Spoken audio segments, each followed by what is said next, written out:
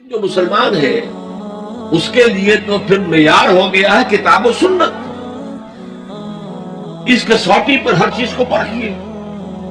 اگر اس کے خلاف کوئی بات ذہن میں آ رہی ہے تو اسے وسوسہ شیطانی سمجھیے، لاہور پڑھیے، اس کو جھٹک دیجیے، اسے زبان پر بھی نہ لائیے.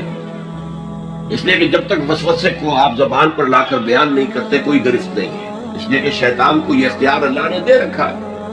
الذی یوسوس فی صدور الناس، وسوسہ اندازی وہ کرتا ہے، لیکن یہ کہ آپ اس کے وسوسے کو قبول کرتے یا نہیں کرتے یہ آپ کا اختیار ہے.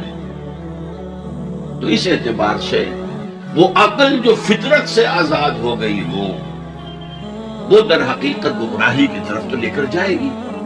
مشتاق احمد صاحب ملازمت پیشہ ہیں.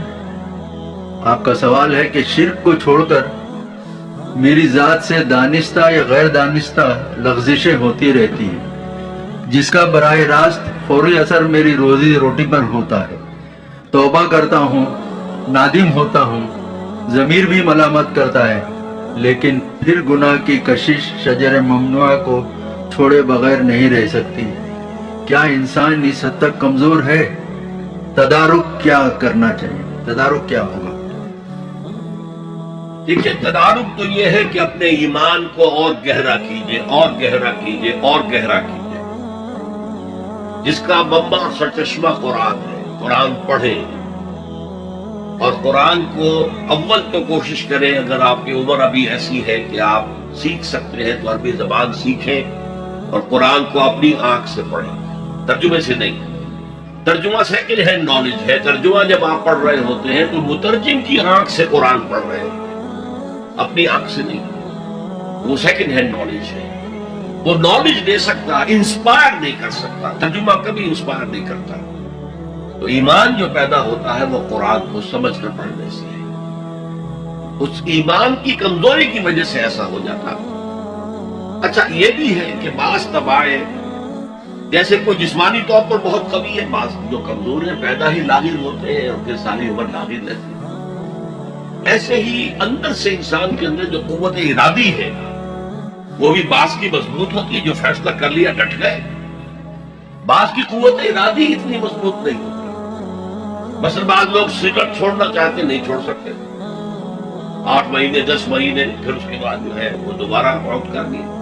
تو یہ وہ ان کی جو ول پاور ہے، اسٹرینتھ آف ڈٹرمینیشن، وہ کم ہے. تو اللہ نے ان کے لیے بھی فرمایا ہے توابون خطاؤون کل بنی آدم خطاؤون اور خیر الخطائین التوابون. تمام انسان انتہائی خطا کار ہیں. ان خطا کاروں میں وہ ہے جو توبہ بہت کرتے ہیں. اور ایسی حدیثیں موجود ہیں کہ جس وقت آپ نے توبہ کی، ایک دفعہ اس عمل کو چھوڑنا لازم ہے. اس وقت یہ ارادہ ہونا چاہیے کہ اب دوبارہ نہیں کروں گا. اس وقت دل کے اندر جو ہے پشیمانی ہونی چاہیے. اور اگر وہ حقوق و لباس کا گناہ ہے تو یا تو جس کا پیسہ مارا ہے اسے معافی حاصل کریں یا کمپنسیٹ کریں. اس لیے کہ حقوق و لباس کے جو معاملات ہیں وہ اللہ معاف نہیں کرے گا. اپنے حقوق کو معاف کرنے میں وہ بہت سخی ہے. اس کے بعد آپ کچھ عرصے کے بعد پھر گناہ ہوئے، پھر توبہ کریں. پھر گناہ ہو جائے پھر توبہ کریں. جڑے رہیں اللہ کے ساتھ. میں اس کی مثال دیا کرتا ہوں، کسی بچے کو ماں مار رہی ہے، وہ بچہ ماں ہی سے لپٹ رہا ہے. اسی طریقے سے اللہ سے لپٹے رہو اور سمجھو کہ ہاں یہ مجھ سے گناہ ہو رہا ہے، پھر دوبارہ. تو اس لیے کوئی حرج نہیں ہے.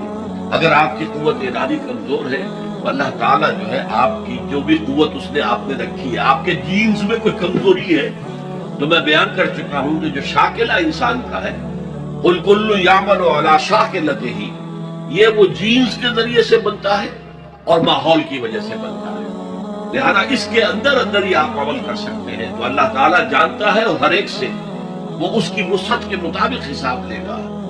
لا يكلف الله نفسا الا وسعها.